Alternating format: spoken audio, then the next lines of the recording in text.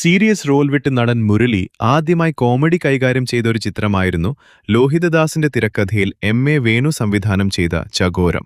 അദ്ദേഹം അതുവരെ ചെയ്യാത്ത ഒരു വെറൈറ്റി റോളായിരുന്നു ലാൻസ് നായിക്ക് മുകുന്ദൻ മേനോൻ.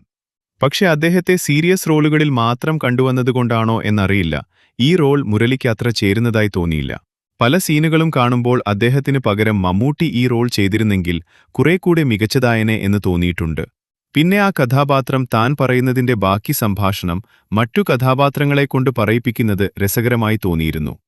പറയുന്നത് മാത്രം ചെയ്യുക, പറയുന്നത് മാത്രം ചെയ്യുക. തോക്കിനിടയിൽ കയറി വെടിവെക്കരുതെന്ന്.